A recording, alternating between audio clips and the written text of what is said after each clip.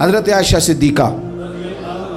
رضی اللہ تعالیٰ عنہ فرماتی ہیں ایک عورت تھی اور اسے نبی پاک صلی اللہ تعالیٰ علیہ وسلم نے وہ کلمہ پڑھ کے مسلمان ہوئی، مدینہ طیبہ آ گئی تو حضور نے مسجد نبوی شریف میں اس کے لیے مکان،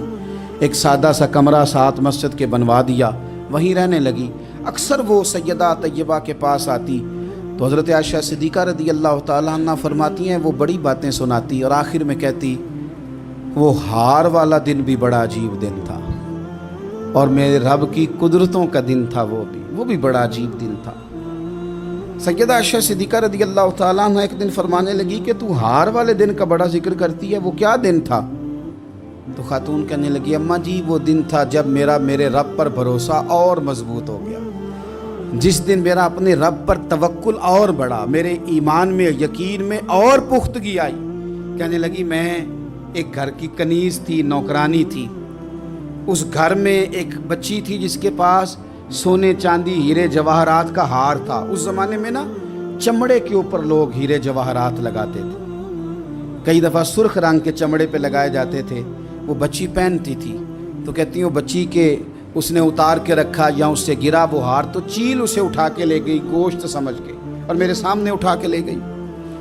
گھر والوں نے مجھ سے پوچھا، یہ بخاری میں موجود ہے، گھر والوں نے پوچھا مجھ سے کہ وہ ہار کہاں ہے تو میں نے کہا چیل اٹھا کے لے گئی۔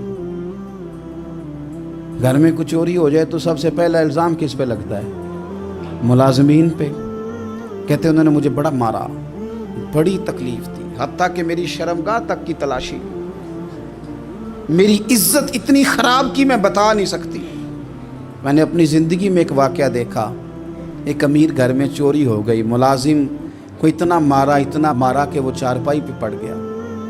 پولیس والوں سے اتنی مار پروائی گئی کہ وہ بیچارہ چارپائی پہ پڑ گیا اور پھر وہ اتنا بیمار ہوا اور کچھ دنوں کے بعد پتہ چل گیا کہ چور تو اپنا بیٹا ہے ان کا،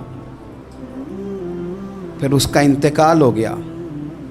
اب وہ سیٹھ صاحب اور گھر والے آ کے مرنے والے کے کان میں معافیاں مانگ رہے ہیں، کان میں۔ تو میں نے ان سے پھر کہا تھا کہ یہ تو اب چلا گیا ہے، تمہارا زور چلتا تھا نا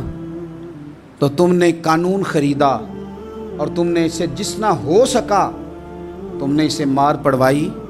تمہارے پاس جو عدالتیں تھیں تم نے وہاں کارروائی کی، اب ایک عدالت قیامت کے دن لگے گی۔ یہ کمزور تھا نا، کچھ کر نہیں سکا۔ میرے نبی پاک صلی اللہ علیہ وسلم نے فرمایا سن لو، اگر سینگ والی بکری نے بغیر سینگ والی بکری کو تکلیف دی ہوگی نا تو قیامت کے دن اسے بھی بدلہ دینا پڑے گا کہ تیرے پاس سینگ تھے اور تو نے اسے مارا تھا۔ وہ خاتون عرض کرتی ہے سیدہ عائشہ کی خدمت میں کہ مجھے بڑا مارا، مجھے تکلیف دی، میں کہہ رہی تھی کہ میرے سامنے چیل لے گئی ہے پر وہ نہیں مان رہے تھے، اماں جی انہوں نے مجھے بڑا مارا۔ حضرت عائشہ صدیقہ کہتی ہیں پھر کیا ہوا؟ کہنے لگی اماں جی جب کوئی میرا مددگار نہ رہا، مجھے تکلیف دے رہے تھے، رسوا کر رہے تھے، تو میں نے اپنے رب سے مدد چاہی، میرے رب کی طرف میں نے توجہ کی، میں نے کہا مالک اب تو ہی میرا مددگار ہے۔ کہتی ہے وہ مجھے مار رہے تھے تو وہ چیل جو ہار لے گئی تھی وہی لے کے واپس آ گئی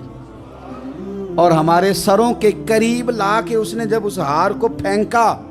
وہ مجھے چھوڑ کے سائیڈ پہ ہوئے، وہ میری بے گناہی جان گئے، لیکن آپ کو بتاؤں اس دن سے میرا اپنے رب پر یقین اور بڑھ گیا۔ مجھے سمجھ آ گئی کہ جب انسان پورا ٹوٹ جاتا ہے اور جب کوئی چاروں جانب اس کا مددگار نہیں ہوتا تو رب تو ہوتا ہے نا، اللہ تو اس کا مددگار ہوتا ہے نا،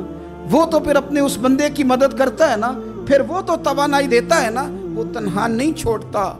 وہ تو آنسوؤں والوں کے آنسوؤں پہ بڑا کرم فرماتا ہے، وہ تو قسم پرسی میں آ جاتا ہے، اس کی رحمت بڑھ کے استقبال کر لیتی ہے۔